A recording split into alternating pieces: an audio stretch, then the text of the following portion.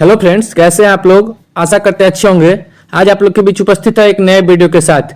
ये आप थंबनेल से देख सकते हैं कि ये रेवेन्यू सब इंस्पेक्टर, जिससे कि राजस्व कर्मचारी, पटवारी, अलग अलग राज्यों में अलग अलग नाम, यूपी में लेखपाल बोला जाता है, तो उससे संबंधित वीडियो है।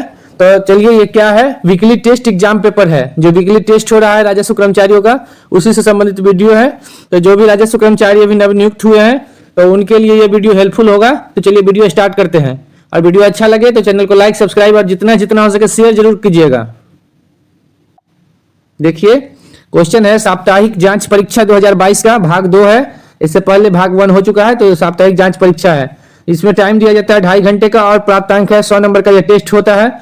तो चलिए देखते हैं किस टाइप के क्वेश्चन पूछे जाते हैं, जो कि अभी जहां अलग अलग जिलों में जो राजस्व कर्मचारी नियुक्त हुए, तो उनको ये देख के हेल्पफुल होगा। उनके लिए तो बिल्कुल ही हेल्पफुल होगा। तो चलिए देखते हैं। जैसे पहला क्वेश्चन है, बिहार भूमि दाखिल खारिज अधिनियम किस वर्ष बना। ऑप्शन आपका इस प्रकार से होगा, 2010, 2011, 2012, 2013। अगला क्वेश्चन है, तो इसका B, option number B right answer है। आगे है, कर्मचारी के प्रशासनिक नियंत्रणाधीन राजस्व प्रशासन की सबसे छोटी प्रशासनिक इकाई को निम्नलिखित में से कौन है। मतलब कर्मचारी के प्रशासनिक नियंत्रणाधीन राजस्व प्रशासन की सबसे छोटी इकाई, तो हल्का, थाना, गांव और इनमें सभी। तो इसका आंसर होगा हल्का, जिसको पंचायत भी बोला जाता है, वही है। आगे है, दाखिल खारिज की अस्वीकृति से संबंधित सूचना किस प्रपत्र में दिया जाता है। ऑप्शन है प्रपत्र 13, प्रपत्र 14, प्रपत्र 15, प्रपत्र 12। तो इस तरह से है, ऑप्शन नंबर सी होगा। आगे है, राजस्व ग्रामवार खानापूरी दलों का गठन कौन करता है। जिला के बंदोबस्त पदाधिकारी, सहायक बंदोबस्त पदाधिकारी, भूमि सुधार उप समाहर्ता और अनुमंडल पदाधिकारी। तो इसका राइट आंसर आप लोग देख लीजिएगा बुक में, जो कि राधा मोहन सर की बुक है, उसमें आपको मिल जाएगा। आगे है क्वेश्चन नंबर 5, बिहार कृषि भूमि गैर कृषि प्रयोजनों के लिए संपरिवर्तन अधिनियम 2010 में सक्षम प्राधिकार कौन है। ऑप्शन है अंचल अधिकारी, अनुमंडल पदाधिकारी, अपर समाहर्ता और समाहर्ता। तो इसका आंसर होगा अनुमंडल पदाधिकारी। अगला क्वेश्चन है, अंचल अधिकारी के आदेश के विरुद्ध आदेश की तारीख के कितने दिनों के भीतर भूमि सुधार उप समाहर्ता के समक्ष अपील की जाएगी।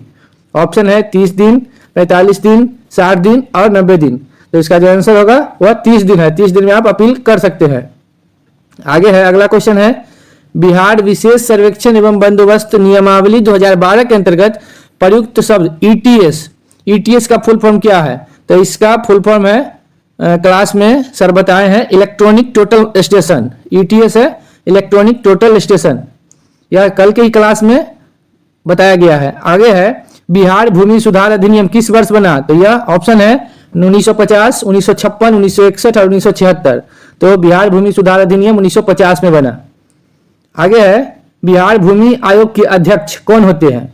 तो बिहार भूमि आयोग के अध्यक्ष होते हैं, ऑप्शन में है जिला राजस्व शाखा प्रभारी, जिला के अपर समाहर्ता, अध्यक्ष विधानसभा और राजस्व मंत्री। तो बिहार भूमि आयोग के अध्यक्ष होते हैं राजस्व मंत्री। आगे है क्वेश्चन नंबर 10, बिहार सार्वजनिक भूमि अतिक्रमण अधिनियम 1956 की किस धारा के अंतर्गत अतिक्रमणकारी की प्रथम नोटिस दी जाती है। धारा 2, धारा 3, धारा 4 और धारा 5। तो बिहार सार्वजनिक भूमि अतिक्रमण अधिनियम जो 1956 है, इसकी धारा 3 के अनुसार जो भी अतिक्रमणकारी होते हैं उनको प्रथम नोटिस दी जाती है, धारा 3 के अनुसार। आगे है, दाखिल खारिज का संबंध किससे है। भूमि के विक्रय से है, भूमि के लीज से है, गैर मजरूआ भूमि के बंदोबस्ती से और सड़क के विकास से है। तो भूमि के विक्रय के समय दाखिल खारिज होता है। तो दाखिल खारिज का संबंध भूमि के विक्रय से ही है। ऑप्शन नंबर ए होगा। अगला है, किस अधिनियम के अंतर्गत दाखिल खारिज की प्रक्रिया संचालित नहीं की जा सकती है। ऑप्शन है बिहार भूमि दाखिल खारिज अधिनियम 2011, बिहार सर्वेक्षण और बंदोबस्ती नियम 2012, बिहार भवन लीज किराया और बेदखल नियंत्रण अधिनियम 1947 और बिहार सर्वेक्षण और बंदोबस्ती अधिनियम 2011। तो बिहार भवन लीज किराया और बेदखल नियंत्रण अधिनियम 1947 के अनुसार दाखिल खारिज की प्रक्रिया संचालित नहीं की जा सकती है। आगे है, अधिकारों का अभिलेख किसमें संधारित्र किया जाता है। ऑप्शन है खाता, खेसरा, खतियान, उपरोक्त में से कोई नहीं। तो अधिकारों का अभिलेख खतियान में संधारित किया जाता है। आगे है क्वेश्चन नंबर 14, ग्रामीण राजस्व प्रशासन में एक हल्का कर्मचारी किसके अधीन काम करता है? अंचलाधिकारी के अधीन, प्रखंड विकास पदाधिकारी के अधीन, जिला के समाहर्ता के अधीन, या उपरोक्त में से कोई नहीं। तो ऑप्शन नंबर ए अंचलाधिकारी के अधीन ग्रामीण राजस्व प्रशासन में जो हल्का कर्मचारी होता है वो काम करता है। अगला क्वेश्चन नंबर 15, कैसर ए हिंद भूमि कोटि का अर्थ क्या है? तो कैसर ए हिंद भूमि वो भूमि होती है जो कि भारत सरकार की भूमि होती है, रेलवे की भूमि जैसे हो गई, उसी तरह वही कैसर ए हिंद की भूमि होती है। ऑप्शन देखते हैं क्या है ऑप्शन में। कैसर ए हिंद भूमि, तो कैसे हम बोल ही रहे हैं, जो कैसर ए हिंद भूमि ऐसी भूमि होती है जिसका स्वामित्व केंद्र सरकार का हो, जैसे रेलवे हो गई। तो और ऑप्शन में देख लेते हैं, प्रखंड विकास पदाधिकारी के अधीन, जिला के समाहर्ता के अधीन, उपरोक्त में से कोई नहीं। तो ऑप्शन नंबर ए होगा कैसर ए हिंद भूमि, मतलब ऐसी भूमि जिसका स्वामित्व केंद्र सरकार का हो। अगला है दाखिल खारिज। दाखिल और खारिज दो ही काम इसमें होता है, क्या तो दाखिल होगा उसका होगा, नहीं तो खारिज का आवेदन खारिज किया जाएगा। तो दाखिल खारिज का आवेदन सबसे पहले किसके लॉगिन में आता है? तो सीओ, आरओ, राजस्व कर्मचारी, नन ऑफ दीज। तो दाखिल खारिज का आवेदन सबसे पहले सीओ के लॉगिन में आता है, लेकिन राजस्व विभाग में जो सबसे ज्यादा जो इंपॉर्टेंट रोल होता है वो राजस्व कर्मचारी का होता है, क्योंकि राजस्व कर्मचारी के ही जो भी काम करके जो वो रिपोर्ट देंगे उसी पर आगे सारी कार्रवाई होती है। तो सबसे पहले लॉगिन में आता है सीओ के, लेकिन मुख्य काम जो करके नीचे से ऊपर भेजता है वो राजस्व कर्मचारी ही करते हैं। अगला क्वेश्चन है क्वेश्चन नंबर 17, राजस्व कर्मचारी दाखिल खारिज का जांच प्रतिवेदन किस पदाधिकारी को ऑनलाइन फॉरवर्ड करेंगे? राजस्व कर्मचारी दाखिल खारिज का जांच करेंगे तो वो किसको देंगे? ऊपर राजस्व कर्मचारी वो तो करेंगे ही, तो वो तो ऑप्शन होगा नहीं। ऑपरेटर, अंचलाधिकारी, ऑल ऑफ एबव। तो अंचलाधिकारी को वो जो जांच करेंगे दाखिल खारिज का राजस्व कर्मचारी, तो वो अपने पदाधिकारी अंचलाधिकारी को फॉरवर्ड करेंगे। क्वेश्चन नंबर 18 है, राजस्व कर्मचारी दाखिल खारिज जांच प्रतिवेदन किस प्रपत्र में तैयार करते हैं? तो जो भी राजस्व कर्मचारी दाखिल खारिज जांच प्रतिवेदन तैयार करते हैं वो प्रपत्र 3 में तैयार करते हैं। ऑप्शन है प्रपत्र 13, प्रपत्र 1, प्रपत्र 10 और प्रपत्र 3। तो प्रपत्र 3 में जांच प्रतिवेदन राजस्व कर्मचारी दाखिल खारिज की जो जांच प्रतिवेदन होता है वो तैयार करते हैं। अगला क्वेश्चन है, अंचलाधिकारी के लॉगिन में दाखिल खारिज वाद कितने दिनों तक नोटिस पीरियड में रहता है? तो क्वेश्चन फिर से देखिए, अंचलाधिकारी के लॉगिन में दाखिल खारिज वाद 14 दिन तक नोटिस पीरियड में रहता है। ऑप्शन नंबर ए, और इसे ऑप्शन देख लीजिए, 14 दिन, 15 दिन, 10 दिन और 21 दिन। तो 14 दिन तक दाखिल खारिज वाद अंचलाधिकारी के लॉगिन के नोटिस पीरियड में रहता है। अगला है, दाखिल खारिज किस दस्तावेज के आधार पर किया जा सकता है?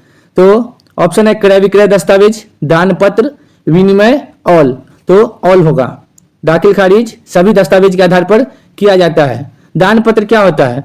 दान पत्र मतलब ऐसी भूमि जो कि हमारे पुराने समय के हमारे जो बाप दादा थे वो किसी जमीन को दान पत्र पर किसी को दान कर दिए, तो वो जमीन दान हो गया। अब आज उनका पोता चाहेगा कि हम वो जमीन दान पत्र जो है वो कैंसिल हो जाए, तो वो सब नहीं होता है, जो दादा कर दिए सो कर दिए।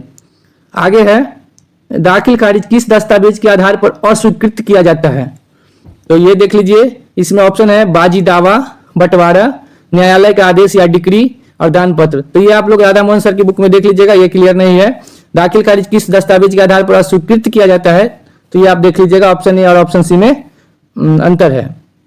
आगे क्वेश्चन नंबर 22, दाखिल खारिज में अंचलाधिकारी के आदेश के विरुद्ध किस प्राधिकार के पास अपील की जाएगी?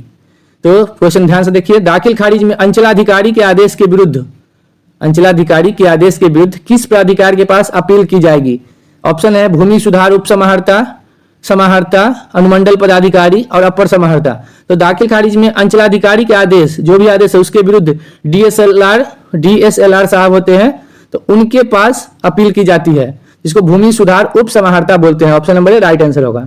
आगे क्वेश्चन नंबर 23, दाखिल खारिज में पुनरीक्षण की शक्ति किस पदाधिकारी के पास होती है? तो वही डीएसएलआर साहब जो होते हैं वही मेन होते हैं, तो उनके पास ही दाखिल खारिज में पुनरीक्षण की शक्ति होती है। अगर अंचलाधिकारी के आदेश के विरुद्ध आपको अपील करना है तो भी डीएसएलआर के पास आप जो अपील कर सकते हैं, या पुनरीक्षण की शक्ति, फिर दाखिल खारिज की पुनरीक्षण की शक्ति वह भी भूमि सुधार उप समाहर्ता के पास ही होती है। आगे है क्वेश्चन नंबर 24, जमाबंदी रहीकरण की शक्ति किस पदाधिकारी के पास होती है? तो यह जो जमाबंदी वाली जो शक्ति है, रहीकरण की शक्ति, यह अपर समाहर्ता के पास होती है। समाहर्ता, अंचलाधिकारी, राजस्व अधिकारी और अपर समाहर्ता, तो अपर समाहर्ता के पास होती है। आगे क्वेश्चन नंबर 25 जो कि ऑब्जेक्टिव सेट का लास्ट क्वेश्चन है, बिहार भूमि दाखिल खारिज नियमावली किस वर्ष लागू की गई थी? तो ऑप्शन है 2010, 2015, 2012, 2005। तो बिहार भूमि दाखिल खारिज नियमावली 2012 में लागू की गई थी। तो ये 25 क्वेश्चन था जो कि ऑब्जेक्टिव मोड में था, 25 नंबर का था। अब इसमें क्या किस टाइप का पूछा जाता है ये भी देख लीजिए। अब है सब्जेक्टिव टाइप, इसमें 5 क्वेश्चन पूछे जाते हैं जो कि 15-15 नंबर का क्वेश्चन है, मतलब 15, 25, 75 और 25, 100 नंबर का यह सेट है। तो क्वेश्चन किस टाइप की है सब्जेक्टिव मोड में ये भी देख लीजिए। पहला क्वेश्चन है, बिहार में राजस्व प्रशासन का स्वरूप, पदानुक्रम, पदाधिकारी के अधिकार एवं दायित्व की विवेचना करें।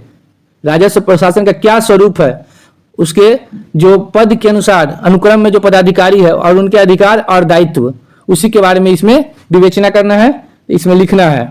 जैसे राजस्व प्रशासन में कौन कौन है, नीचे राजस्व कर्मचारी, उसके बाद सीआई, फिर सीईओ, उस तरह से ऊपर जाते जाते डीएसएलआर साहब, और तो उसी तरह आपको क्रम में उनका लिखना है और उनका क्या क्या अधिकार है और क्या दायित्व है सभी पोस्ट का, उसको आपको लिखना है। इसमें 15 नंबर का है। अगर इन सब के बारे में डिटेल लिखिएगा, 5-5 लाइन का भी लिखिएगा तो आराम से भी आपका 2-3 पेज इसमें हो जाएगा। 15 नंबर का ये है।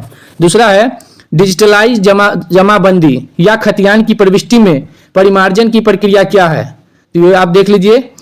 तीसरा क्वेश्चन है, आपदा प्रबंधन में कार्यकारी की क्या भूमिका है, ये भी आप देख लीजिए। चौथा क्वेश्चन है, गैर कृषि प्रयोजन के लिए सम परिवर्तन की क्या प्रक्रिया है, ये भी क्वेश्चन है।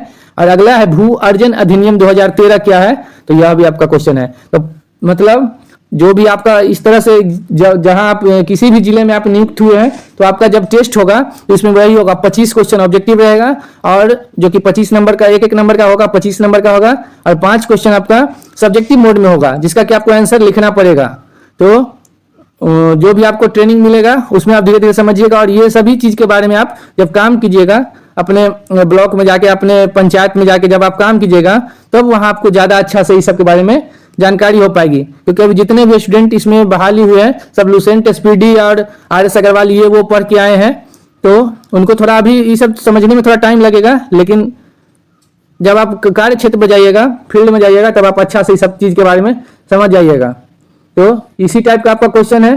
देखिए, यह राजस्व कर्मचारी का जो पद है, यह पद इतना ज्यादा महत्वपूर्ण पद है कि इसमें आपके रिपोर्ट पे ही सारा आगे का काम होगा। तो जो भी इसमें मेरे दोस्त सिलेक्ट हुए हैं वो एकदम पूरी ईमानदारी से और अच्छा तरह से आप लोग काम कीजिएगा, जो कि अगर कभी भी आप लोग कोशिश कीजिएगा कि जितना हो सके सही रिपोर्ट बना के ही इसमें दीजिएगा, क्योंकि आप ही के रिपोर्ट पर आगे जांच होगा। कभी भी ऐसा नहीं है कि कहीं बैठे बैठे काम कीजिएगा, अपने क्षेत्र में जाइएगा, घूमिएगा, जितना क्षेत्र में आप जाके घूमिएगा उतना ज़्यादा आपको नॉलेज होगा, तो उतना ज़्यादा आप अच्छा से काम कर पाइएगा। तो यही क्वेश्चन है, या जो भी जिला, किसी भी जिला में आप लोग नियुक्त हुए हैं तो आपको इस तरह का सेट का सामना करना पड़ेगा। आप लोग का जो टेस्ट होगा वो आपको इसी तरह का क्वेश्चन आएगा। तो आप लोग देख लीजिए, एकदम ऑब्जेक्टिव तो एकदम नॉर्मल ऑब्जेक्टिव है, राधा मोहन सर की बुक है एक, उसमें आप पढ़िएगा तो इस सब क्वेश्चन का आंसर मिल जाएगा। और अगर उसके अलावा आपको जो ट्रेनिंग में जो ही सर आएंगे पढ़ाने, क्योंकि अधिकारी सर जो लोग आते हैं पढ़ाने सब अधिकारी है, तो उन लोगों के पास समय कम रहता है, काम बहुत रहता है, फिर भी आप कोशिश करते हैं सभी जगह कि अच्छा से आप लोग को समझाएं, लेकिन ज्यादा इसके बारे में जानकारी आपको फील्ड में जाने के बाद होगी, जो कि आपको पोस्टिंग के बाद होगी। अभी आप लोग ट्रेनिंग में, उसके बाद आपकी पोस्टिंग होगी। जैसे समस्तीपुर में या मुजफ्फरपुर में राजस्व कर्मचारियों का पंचायत अलॉट कर दिया गया है, तो उसी तरह धीरे धीरे सभी जगह पंचायत अलॉट किया जाएगा। तो आप लोग जब अपने फील्ड में जाइएगा तभी आप लोग इस सभी चीज के बारे में अच्छा से समझ पाइएगा। Thank you. सभी मित्र को वीडियो शेयर कीजिए और सभी के पास ये वीडियो पहुंचा दीजिए, जो कि उनको टेस्ट देने में दिक्कत नहीं हो। Thank you.